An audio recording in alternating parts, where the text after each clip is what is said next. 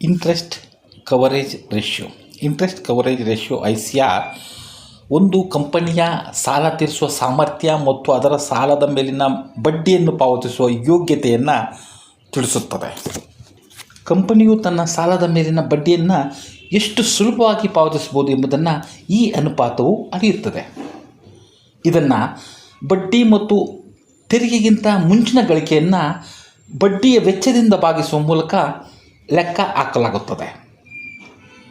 ಹೆಚ್ಚಿನ ಅನುಪಾತವು ಬಲವಾದ ಆರ್ಥಿಕ ಆರೋಗ್ಯ ಮತ್ತು ಕಡಿಮೆ ಸುಸ್ತಿ ಅಂದರೆ ಕಡಿಮೆ ಡಿಫಾಲ್ಟ್ ಅಪಾಯವನ್ನು ಸೂಚಿಸುತ್ತದೆ.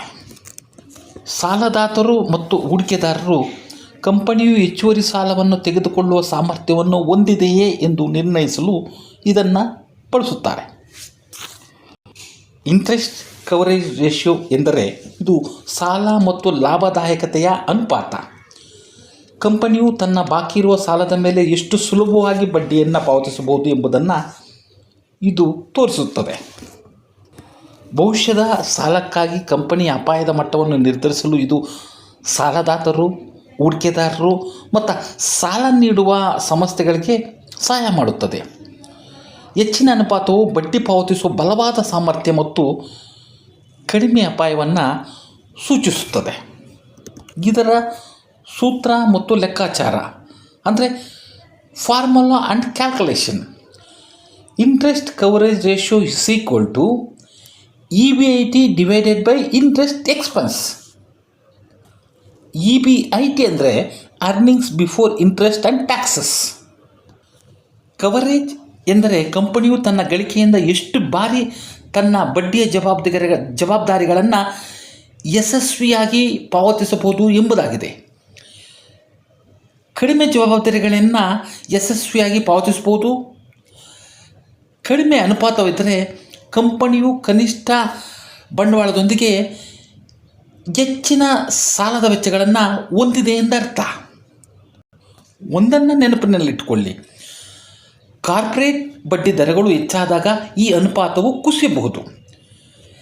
ಹೆಚ್ಚುತ್ತಿರುವ ದರಗಳು ಲಾಭವನ್ನು ಸೀಮಿತಗೊಳಿಸುವಂತೆ ಮತ್ತು ಕಂಪನಿಯು ಸಾಲ ಪಡೆಯುವ, ಹೂಡಿಕೆ ಮಾಡುವ ಮತ್ತು ಹೊಸ ಉದ್ಯೋಗಗಳನ್ನು ನೇಮಿಸಿಕೊಳ್ಳುವ ಸಾಮರ್ಥ್ಯಕ್ಕೆ ಧಕ್ಕೆ ತರುತ್ತವೆ. ಗಳಿಕೆಯ ವಿಧಗಳು ಅಂದರೆ ಅರ್ನಿಂಗ್ಸ್ ವೇರಿಯೇಷನ್ಸು. EBIT ಬದಲಿಗೆ ಸವಕಳಿ ಡಿಪ್ರಿಷಿಯೇಷನ್ ಮರುಪಾವತಿಯನ್ನು ಹೊರತುಪಡಿಸಿದ ಗಳಿಕೆಯನ್ನು ಬಳಸಲಾಗುತ್ತದೆ. ಇದು EBITಗಿಂತ ಹೆಚ್ಚಿನ ಅನುಪಾತವನ್ನು ನೀಡುತ್ತದೆ. EBIAT ತೆರಿಗೆಯ ನಂತರದ ಗಳಿಕೆಯನ್ನು ಬಳಸುತ್ತದೆ. ಇದು ಬಡ್ಡಿ ಪಾವತಿಸುವ ಸಾಮರ್ಥ್ಯದ ಹೆಚ್ಚು ನಿಖರವಾದ ಚಿತ್ರಣವನ್ನು ನೀಡುತ್ತದೆ. ಹೂಡಿಕೆದಾರರಿಗೆ ಇದರ ಅರ್ಥ ಏನಪ್ಪ ಅಂದರೆ, ಕಂಪನಿಯು ತನ್ನ ಬಡ್ಡಿ ಪಾವತಿಸಲು ಕಷ್ಟಪಟ್ಟಾಗ ಅದು ಸಾಲ ಮಾಡಬಹುದು ಅಥವಾ ತನ್ನ ನಗದು ಮೀಸಲು ನಿಧಿಯನ್ನು ಬಳಸಬಹುದು. ಇದರಿಂದಾಗಿ ಹೂಡಿಕೆ ಅಥವಾ ತುರ್ತು ಪರಿಸ್ಥಿತಿಗಳಿಗೆ ಬಳಸಬೇಕಾದ ಹಣ ವ್ಯಯವಾಗುತ್ತದೆ.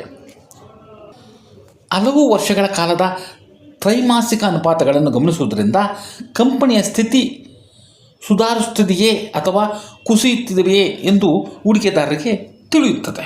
ಇನ್ನು ಇದರ ಲಿಮಿಟೇಷನ್ ಅಂದರೆ ಇದರ ಮಿತಿಗಳು ಯಾವುದು ಅಂದರೆ, ಒಂದು ಕಂಪನಿಯ ಅನುಪಾತವನ್ನು ಅದೇ ಉದ್ಯಮದಲ್ಲಿರುವ ಅಥವಾ ಒಂದೇ ರೀತಿಯ ವ್ಯವಹಾರದ ಮಾದರಿ ಹೊಂದಿರುವ ಇತರ ಕಂಪನಿಗಳೊಂದಿಗೆ ಹೋಲಿಸಬೇಕು. ಕೆಲವು ಕಂಪನಿಗಳು ತಮ್ಮ ಸ್ವಯಂ ಪ್ರಕಟಿತ ಅನುಪಾತದ ಲೆಕ್ಕಾಚಾರದಲ್ಲಿ ಕೆಲವು ಸಾಲಗಳನ್ನು ಹೊರತುಪಡಿಸಿರ್ಬೋದು. ಅದರಿಂದ ಹೂಡಿಕೆದಾರರು ಎಚ್ಚರಿಕೆಯಿಂದ ಪರಿಶೀಲಿಸಬೇಕು. ಇದರಲ್ಲಿ ಉತ್ತಮ ಅನುಪಾತ ಯಾವುದು ಅಂದರೆ, ಸ್ಥಿರವಾದ ಆದಾಯ ಹೊಂದಿರುವ ಸರ್ಕಾರಿ ನಿಯಂತ್ರಿತ ಕಂಪನಿಗಳಿಗೆ ಕಡಿಮೆ ಅನುಪಾತವಿದ್ದರೂ ಸಾಕು. ಆದರೆ ಉತ್ಪಾದನಾ ರಂಗದಂಥ ಏರಿಳಿತವಿರುವ ಉದ್ಯಮಗಳಲ್ಲಿ ಕನಿಷ್ಠ 3 ಅಥವಾ ಅದಕ್ಕಿಂತ ಹೆಚ್ಚಿನ ಅನುಪಾತವನ್ನು ನಿರೀಕ್ಷಿಸಲಾಗುತ್ತೆ. ಇನ್ನು ಅನುಪಾತವು 1ಕ್ಕಿಂತ ಕಡಿಮೆ ಇದ್ದರೆ ಏನರ್ಥ ಅಂದರೆ, ಅನುಪಾತವು 1ಕ್ಕಿಂತ ಕಡಿಮೆ ಇದ್ದರೆ ಕಂಪನಿಯ ಪ್ರಸ್ತುತ ಗಳಿಕೆಯು ಅದರ ಸಾಲದ ಬಡ್ಡಿಯನ್ನು ಕಟ್ಟಲು ಸಾಕಾಗುತ್ತಿಲ್ಲ ಎಂದರ್ಥ. ಕಂಪನಿಯು ಮುಂದಿನ ದಿನಗಳಲ್ಲಿ ಬಡ್ಡಿಯನ್ನು ಪಾವತಿಸುವುದು ಅನುಮಾನಾಸ್ಪದವಾಗುತ್ತೆ. ಇನ್ನು ಅಂಕಿಅಂಶಗಳ ಅರ್ಥವನ್ನು ಹೇಳ್ತೇನೆ ಕೇಳಿ. 2.5 ಅಥವಾ 3ಕ್ಕಿಂತ ಹೆಚ್ಚು ಇದ್ದರೆ ಅನುಪಾತ ಕಂಪನಿಯು ಸುರಕ್ಷಿತವಾಗಿದೆ ಮತ್ತು ಸಾಲ ನಿರ್ವಹಿಸಲು ಉತ್ತಮ ಸ್ಥಿತಿಯಲ್ಲಿದೆ ಎಂದ ಅರ್ಥ. 1.5ಕ್ಕಿಂತ ಕಡಿಮೆ ಇದ್ದರೆ ಕಂಪನಿಯು ಅಪಾಯದಲ್ಲಿದೆ ಮತ್ತು ಬಡ್ಡಿ ಕಟ್ಟಲು ಎಣಗಾಡುತ್ತಿದೆ ಎಂದು ತೋರಿಸ್ತದೆ. ಇನ್ನು ಈ ಅನುಪಾತ 1ಕ್ಕಿಂತ ಕಡಿಮೆ ಇದ್ದರೆ ಇದು ತೀವ್ರ ಆರ್ಥಿಕ ಸಂಕಷ್ಟದ ಸಂಕೇತವಾಗಿದೆ. ಕಂಪನಿಯು ಲಾಭ ಬಡ್ಡಿ ಪಾವತಿಸಲು ಸಾಲುತ್ತಿಲ್ಲ ಎಂದು ಇದು ಹೇಳುತ್ತದೆ.